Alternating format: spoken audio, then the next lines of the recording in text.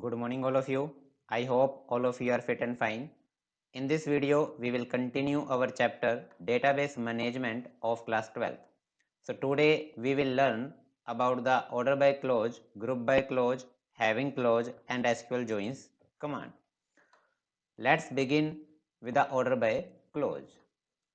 The order by clause is used to sort the result set in ascending or descending order. It means if we want to display our result in ascending or descending order, then we will use the order by clause. The order by keyword sorts the records in ascending order by default. To sort the records in descending order, use the DESC keyword. For using the order by clause, we will use the following syntax. First, we will write the select command. Then after, we will write the column names which we want to display. After that, we will write the from keyword. Then after, we will write the table name. After that, we will use the order by clause. After that, we will write the column name. And then after, we will use the ASC keyword if we want to sort our data in ascending order, or we will use DESC keyword if we want to sort our data in descending order, and at last we will use the semicolon for terminating our command. Let's take an example to make it more clear. Suppose we have a table student along with 4 records and 4 fields, and we want to perform a query that to display the records of students on the basis of their marks in the ascending order. So for this, we will use the following commands. First, we will write the select statement. After that, we will use the star for displaying the entire record. Then after, we will use the from keyword. After that, we will write the table name, that is student. Then after, we will use the order by clause. After that, we will write the column name, that is marks. And after that, we will use the ASC keyword for displaying the record in the ascending order. And at last, we will use the semicolon for terminating our command. After executing this command, the result will be displayed. Let's take one more example to make it more clear. Suppose we have a table student along with 4 fields and 4 records, and we want to perform a query that to display the records of students on the basis of their names in the descending order. For this, we will execute the following command. First, we will write the select statement. After that, we will use the star for displaying the entire record. Then after, we will use the from keyword. After that, we will write the table name, that is student. Then after, we will use the order by clause. After that, we will write the column name, that is name. And then after, we will use the DESC keyword for displaying our record in the descending order. At last, we will use the semicolon for terminating our command.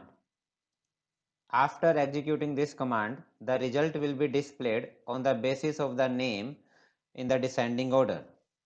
I hope it's clear to all of you. So let's move on to our next topic, that is group by clause. The group by clause is used in select statements to divide the table into groups. Grouping can be done by a column name or with aggregate functions, in which case the aggregate produces a value for each group. For this, we will use the following syntax. First, we will write the select statement. After that, we will write the column name and aggregate functions, that depends on the query. Then after, we will use the from keyword. After that, we will write the table name. Then after, we will use the where clause along with the conditions. Then after, we will use the group by clause. Then after, we will use the column name, and at last we will use the semicolon for terminating our command.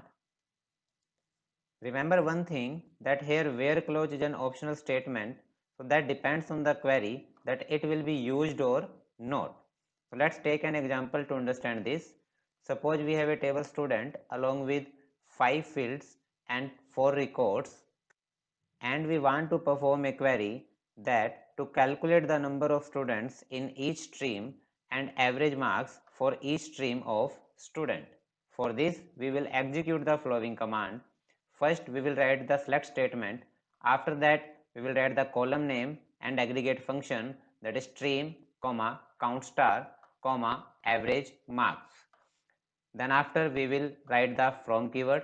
After that, we will write the table name, that is student. Then after, we will use the group by clause, and at last we will write the column name, that is stream, and terminate our command with the help of semicolon.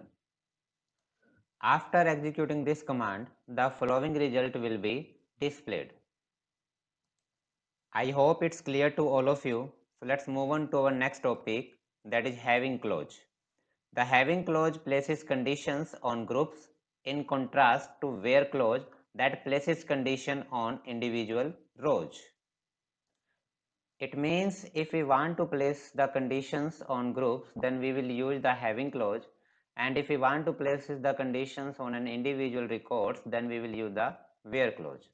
Let's take an example to understand this.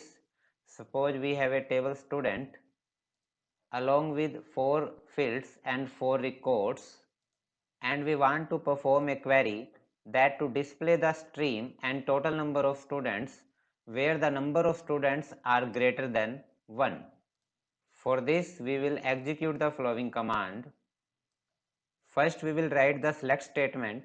After that, we will write the column name and aggregate functions. Then after, we will write the from keyword. Then after, we will write the table name, that is student. After that, we will use the group by clause. Then after, we will write the column name, that is stream. Then after, we will use the having clause along with the conditions, that is count star greater than 1. And at last, we will use the semicolon for terminating our command. After executing this command, the following result will be displayed. I hope it's clear to all of you. So let's move on to our next topic, that is SQL joins. SQL joins are used to combine rows from 2 or more tables based on a common field between them. For this, we will use the following syntax. First, we will write the select statement. After that, we will write the column's name which we want to display. Then after, we will use the from keyword. After that, we will write the table's name. Remember one thing, table's name will be separated with the help of comma.